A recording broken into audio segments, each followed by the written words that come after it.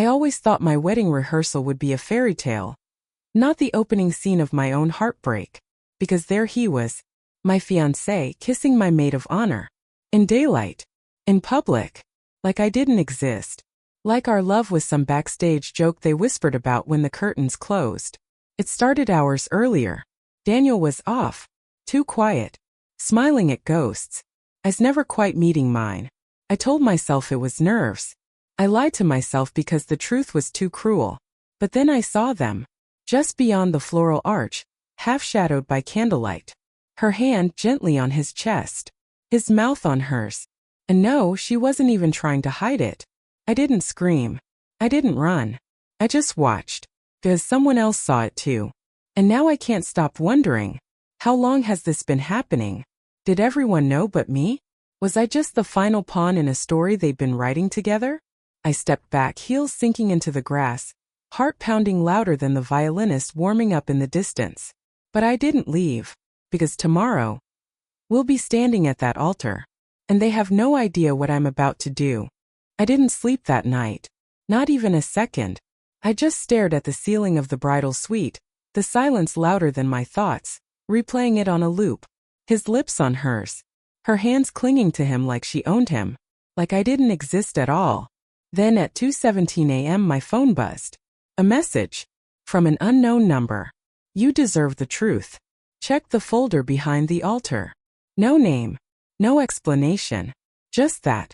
But deep down I knew exactly who it wasn't. And maybe, just maybe, who it was.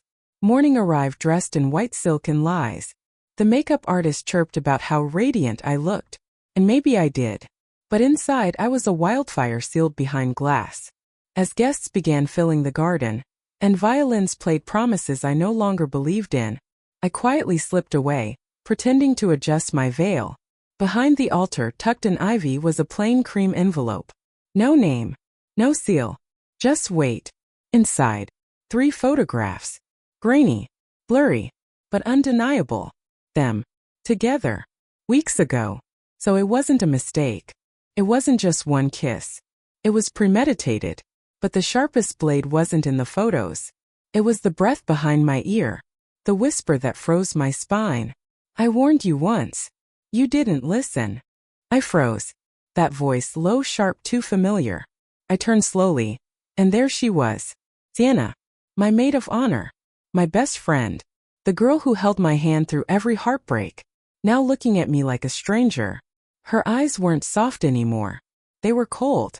Hollow. Like she'd been carrying a secret that had finally crushed her. You knew. I whispered. She didn't blink. Didn't flinch. I knew the night he proposed, she said quietly. He was drunk. Called me by her name.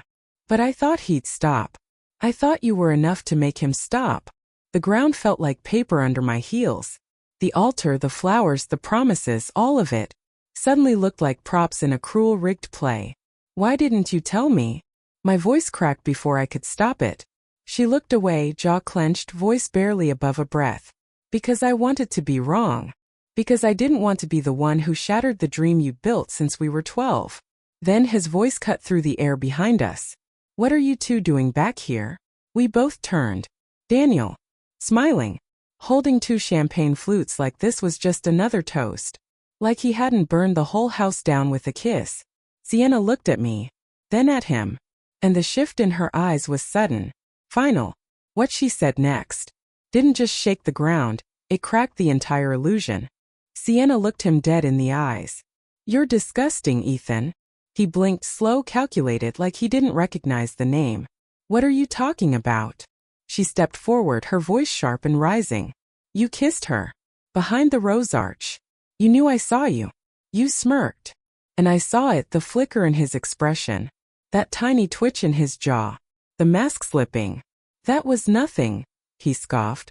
A stupid mistake. You're blowing this way out of proportion. No, I said, stepping in, my voice finally steady. You didn't make a mistake. You made several. Repeatedly. He turned toward me like I had betrayed him. You're really going to ruin all this over something so small? A kiss that meant nothing. I looked at the man I almost married. How many meaningless kisses have there been, Ethan? His silence. Deafening. 1. 5. Or are we in the double digits now? Sienna didn't wait for his answer. She pulled out her phone. You want to talk about meaningless? I've got a folder. Screenshots. DMs. Late-night accidental texts. The ones you sent me and your precious colleague. Before she could open it, Ethan lunged, fast, desperate. But I stepped between them. And that's when I said it. You'll want to see what I found first. Because last night, when I couldn't sleep, I went looking for answers. And in the inside pocket of his suit jacket was something he never meant for me to find. I reached into my purse, heart pounding like war drums in my chest. Recognize this? I asked, holding out the folded slip of paper I found in his suit pocket. Ethan's face turned ghost white the second he saw it. That's not what it looks like. Oh, I tilted my head. Because it looks like a hotel receipt. From 2 nights ago. 1 room. 2 guests. Under your name. Sienna leaned in, her voice like a blade. Room 714. That's the one with the glass shower, right? You always did like mirrors. The air turned to ice. Even Ethan's parents, watching from the back of the rehearsal hall, looked like they wanted to disappear. Confusion. Shame. Silence. He snatched the receipt from my hand, tearing it in half like paper could rewrite the past. You're blowing this out of proportion, he snapped. We were just talking. Naked. I asked. That shut him up. Then, just when I thought I had seen every version of Ethan, he turned to Sienna. You told her? After everything. But she didn't flinch. No, she said. You did. When you got sloppy. I turned. I was ready to walk away. Leave behind the ashes of everything I once believed was love. But then, another voice. From behind me. Calm. Icy. Unfamiliar. Interesting, the woman said. Because he booked that same room last month with me. The room spun. Who was this woman? Tall. Poised. Red lips curled into something between pity and vengeance. She stood in the doorway like she owned the moment. Sorry to interrupt, she said, eyes locked on Ethan. But since we're airing dirty laundry. Ethan took a step back like he'd seen a ghost. Maria? What the hell are you doing here? Finishing what you started, she replied, cool as ice. You said she was crazy. That she was clinging. That you were only staying for appearances. Gasps broke the silence. My heart? It just stopped. I'm sorry, what? I asked, staring at Ethan. That's not true, he shouted, voice cracking like glass. She's lying. Maria laughed. A quiet, hollow sound. You told me you were stuck with her. That she was obsessed. You even showed me her texts. What texts? I cut in. She held up her phone. The ones you sent him, she said. Except they were carefully edited. Cropped. Twisted. Just enough to make you look unstable. The walls started closing in. Had he really rewritten our story behind my back? Turned my love into a warning sign? A joke? And then one final blow. You know what's funny? Maria said, smiling without warmth. The night after your engagement, he was with me, wearing the same watch you gave him. Ethan's voice cracked like something splintering under pressure. Maria, stop. No, I said, stepping forward, my voice clear. Let her finish. Maria's words echoed like a bell tolling the end of something sacred. The night after your engagement, he was with me. I stood frozen. Ethan's face drained of color. Lips parted. No defense. I turned to him, my voice razor sharp. Did you even mean any of it? I did, he whispered.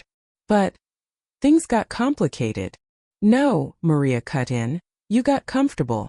Comfortable lying to us both. For a moment, silence claimed the room.